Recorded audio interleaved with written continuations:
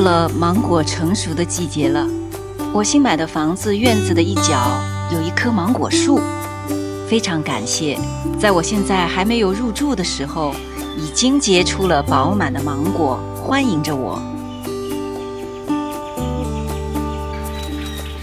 像这个是不是应该可以摘了？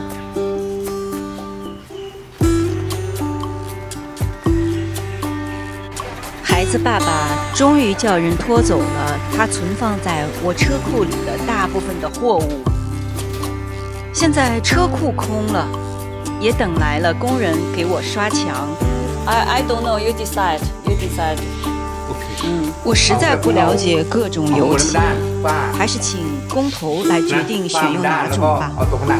工人们行动起来了，有的填补原来墙上的小裂缝，有的去包好吊灯的灯罩，还有填充墙上装修打的洞。用塑料布保护沙发和地面。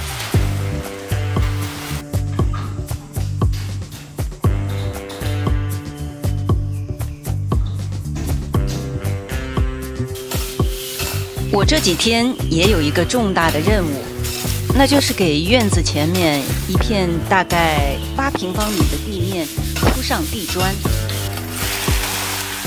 我首先除去杂草，尽量把地面弄得平整一些。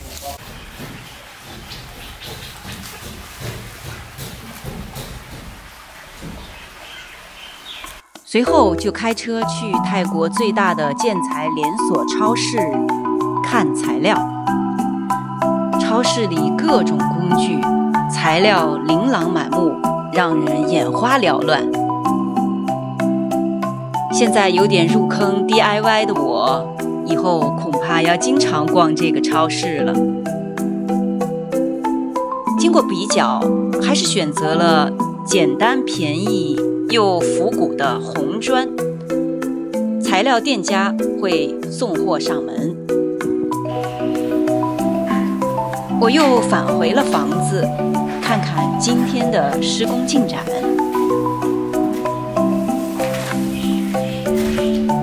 好一片凌乱的战场啊！期待最终的结果。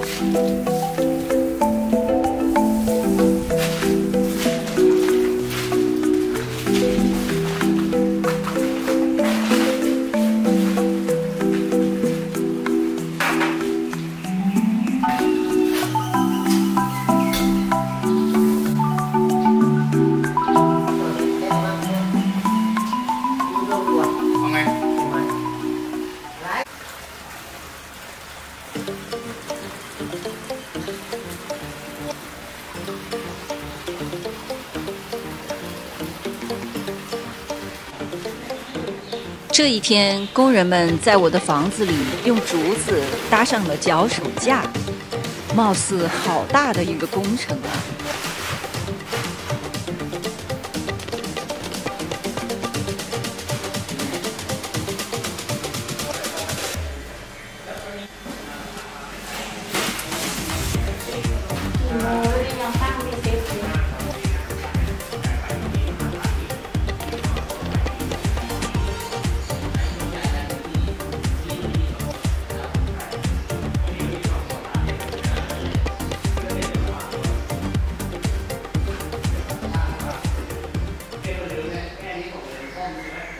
铺花园地面的材料也到位了，那么我就开干吧。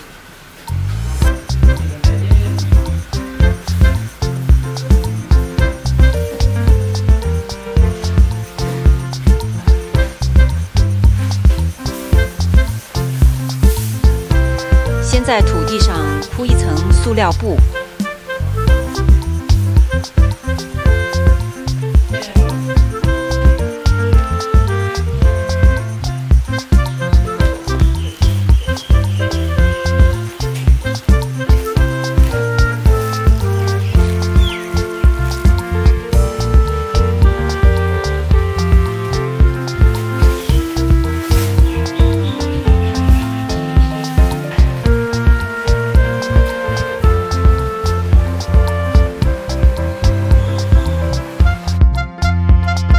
上沙子。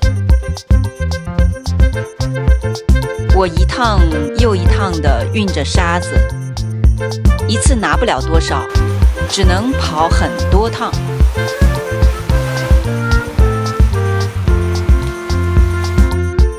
沙子卸在了大门口。正午的烈日下，我是一个全副武装的运沙工人。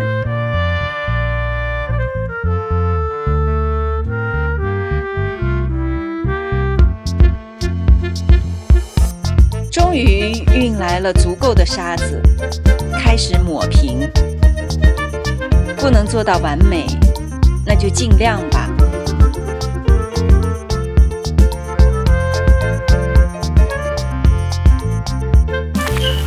撒上水，让沙子更紧实。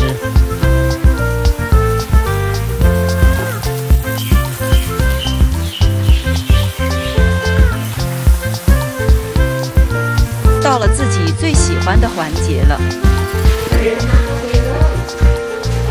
有种在搭积木的感觉。开始铺砖。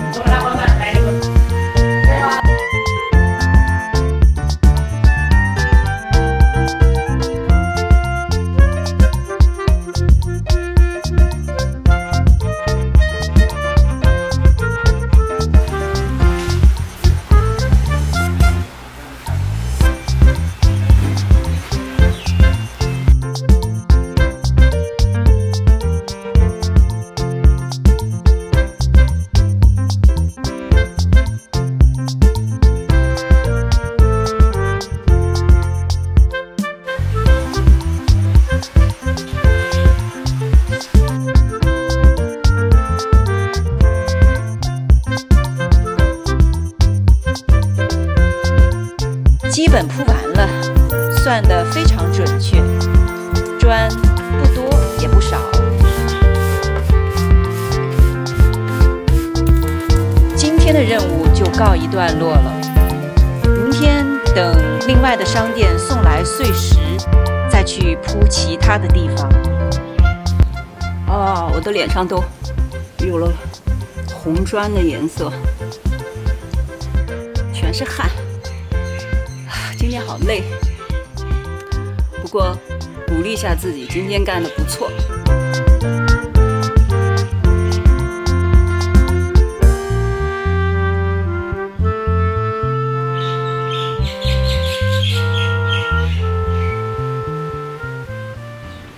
这一天，工人开始刷外面的油漆，我也是马上投入最后一步。把碎石头一铲一铲地填在红砖地的边缘。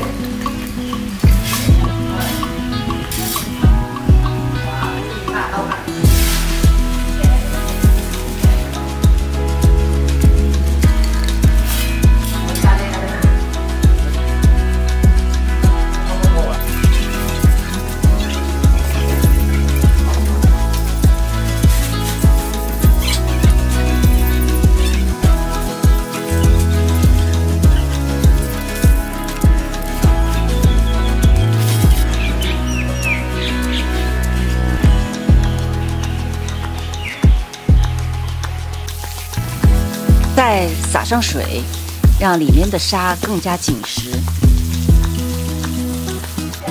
补充更多的沙，用来填补砖与砖之间的空隙。